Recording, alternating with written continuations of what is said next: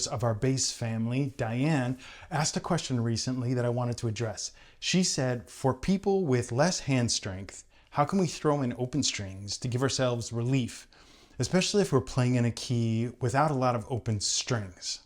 And so let's talk about that now. Welcome to Learn Jazz Bass with Matt Rubicki. If you're new here, I've been playing bass for over 35 years with folks like Gerald Clayton and Ernie Watts and Mark Whitfield. I'm on the faculty at the Juilliard School in their Extension Division and also at the University of North Carolina School for the Arts. I'm glad that you're here. I like these questions that Diane asked a lot because it's something that I don't consciously think about anymore, but I think is really practical advice for folks that are in different places on their bass journey. So let's talk about some specific things for this practical problem of being in keys that don't give us naturally a lot of open strings to use. And this bass is hard to play. This instrument is hard to play. The short answer is that you can put open strings in anywhere in your walking line, technically, but that doesn't really sort of help, I think, practically. So let's look at some more thoughtful ways that we can talk about doing this in tunes in odd keys like D flat or A flat or, God forbid, G flat, right? So what I did was take a bass line from Ray Brown, a walking line on Tricotism, which is in D flat. And I amended the line slightly and sort of moved some things around, but still, it's still the core of what Ray Brown played on Tricotism. So here's one chorus, and take a listen to this, see what you think.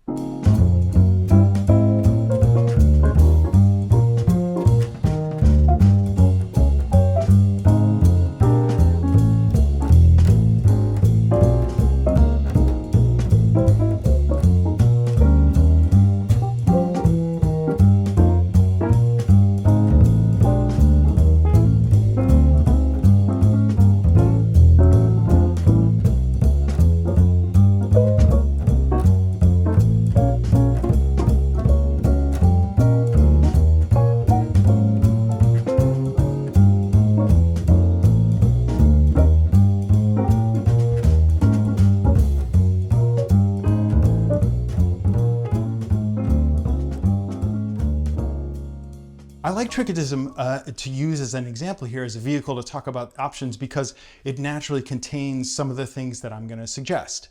The first is when you're looking at Tricotism or any tune that's in these keys that don't have a lot of natural open strings in the major key, to look for roots of chords that are in the song that have naturally occurring open strings. What I mean is, in Tricotism, there is an A7 that exists in a couple places, right? The root is A, we can use the open A there.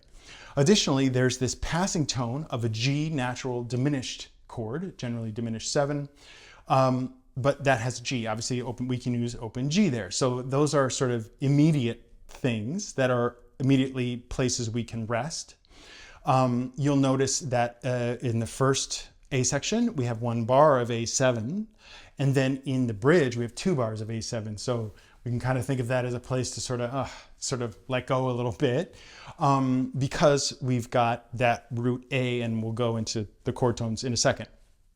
In the Ray Brown example, if we look at what he's doing there, he's playing the roots on the downbeats there in bar 7, in bar 17 and 18, and somewhere else perhaps, but you get the idea. So he's utilizing those roots. Oh, he's using the roots on the G diminished as well, although in this particular instance he doesn't use them on beat 3 but on beat 4, but still he's utilizing open G when it's the G diminished.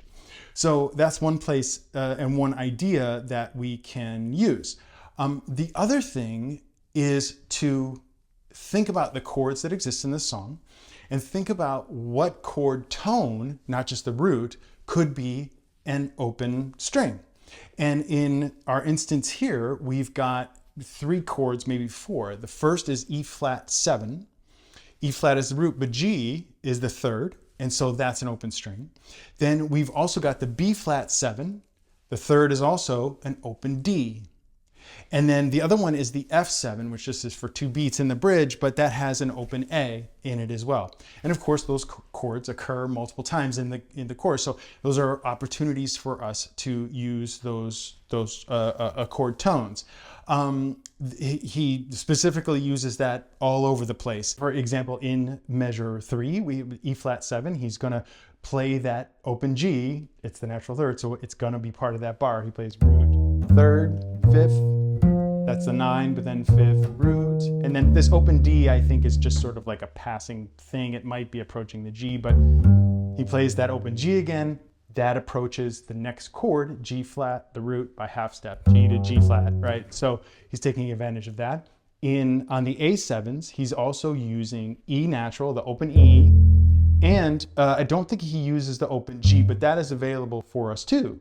So on A7, we've got open A, open G, open E, that are all available on that chord. So looking for those chord tones that are open strings in the chords that exist of a song can lead you to be able to make some choices as well. And then the next thing is to think about, how can I use open strings as approach notes to a chord tone of the chord that's coming? So using those open strings thoughtfully, in not just throwing them in. As I said at the beginning, theoretically you can put it anywhere, like, you know, just generically, but that's not going to sound as good as if you put it in as hopefully chromatic approach note to a chord tone of the chord that's coming. So for one thing is, I provided in the PDF that's attached here something that looks a little complicated, but hopefully it will make sense quickly. I took the first 8 bars, and what I'm doing on the downbeat of where a chord happens is showing you the chord tones that are available. So on D flat 7, I'm showing you F, A flat, D flat, F, A flat, you know, again, and then the next beat, sometimes it's a half note, sometimes it's a quarter note. The next beat, I'm showing you the open strings again, so you can plot out where are those open strings very close to a chord tone in the next chord. So for example, if we go look at bar 1 to bar 2, on the downbeat of D flat 7, I'm putting all the notes in the triad. D flat, F, A flat, D flat. I'm actually starting down F, A flat, D, F, A flat, D. And so what open strings, that chord D flat happens for 2 bars, so we've got D flat again on the downbeat of bar 2. So what open strings could we use to approach a chord tone from beat 4 of bar 1 to beat 1 of bar 2? And the G, the open G, could go to A flat on the downbeat. It could also go to F. The open D could go to D flat, to the roots, right? The open A could go to A flat, the 5th. The open E could go to F. So each open string carefully, closely approaches a chord tone. And I'm doing that as we go on. So when the chord changes from E flat 7 to G flat major of some kind, I'm again displaying the open strings as sort of X notes, the open strings, how close are those to chord tones of G flat. So spending some time figuring that out can be really helpful. It depends on the harmony in the particular song you're working on, but hopefully this idea is a little bit more clear to you. Some specific places that he's using that is actually in a ton of places in the very first bar. And he sort of repeats that idea somewhere else, I think. Oh, not in this chorus, in another chorus. But he's starting with the 5th. Well, it's to pick up, 3rd, 4, and now he's a chromatic walk up. This G natural is approaching the 5th, A flat. And then also in the end of bar 2, to approach the E flat, the root of E flat, he's using the open D to approach the root, right? So bar 2 is A flat. That's just an approach note to E flat. It's also happening in 7, 9, 10, 14, 15, 16, 19, 23, 25 to 26, 30, 31 to 32. If we look at 31 to 32, very last 2 measures, he's playing B flat on the E flat minor, that's the 5th. That's a chromatic approach, A natural to the root. Now D natural Open D is a chromatic approach to D flat. Jumping up to the A, G, open G, chromatic approach to the A flat, open D, chromatic approach to the D flat. So this occurs as well in, for example, 23 and 11, and I think a couple other places, or one other place, where the downbeat, interestingly, is not the chord tone, but is the approach note. So on the E flat 7, he plays D natural first, immediately followed by E flat. That's in measure 11. But it all happens so fast that your ear can adjust to think, oh, okay, especially because he plays the beats 2, 3, 4 are the triad, E flat, G, B flat. Gives you that sound right away. So if I go, you really hear the triad, your ear jumps onto that. So that's an interesting thing that he does in a couple places throughout the song.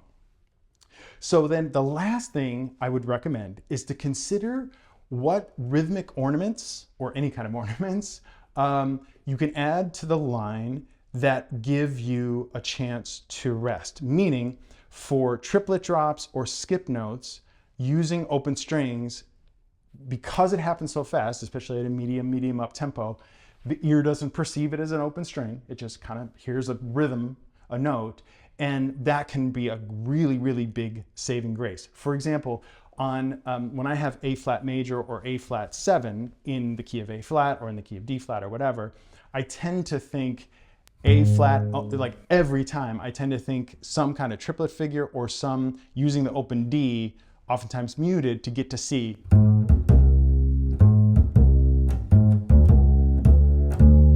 I've talked about that before, this classic Ray line, which he, even Jimmy Blanton, I think he took it from Jimmy Blanton.